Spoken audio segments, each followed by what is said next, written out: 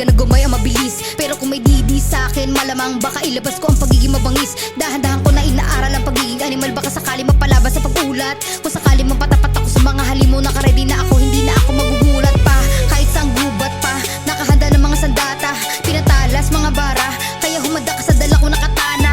Huwag mo na ako subukang maliitin, ano naman kung baguhan ako dito sa larangan. Di mo ko pwede yabangan kahit veterano ka na sa laro na to, pwede mo na ako natapakan. Nabig na naman ako sa ganito, mga beat na na-miss ko ang mga bayo. Nabalik na naman sa pagiging ako, parang trip ko, nakakaririn ko na to Ang tagal ko na nahimik kaya parang galit at parang na-addict na naman ako sa pagbabalik. Kung saan matagal akong hindi umimik, kaya tostado agad ang mga utak. Sa lakas at papalayapin ko na apoy, kaya entrada pa lang ay masasabi. Kung hindi mo masasabi, mga parang ko baduy. Oops, di ako mayabang, kilala na simple lang. Ito niluto ko na to, wala na trip ko lang. Pinahatid ko lang, para ma-meet nyo lang. Yung mga linya nyo na parang kahawig nyo lang. O ano na gets nyo ba? Pare-pareho na kayo ng banata na para magkakapatid, para magkakamukha na sa tuwing naririnig ko kayo. Pare-pareho na mga mukhang bibig. Minsan lang ako na magsalita, pero wasahan nyo na to na matalas at madalim. Kaya kung may galit yan at tinatago sa akin, animal ka, baka tulong ka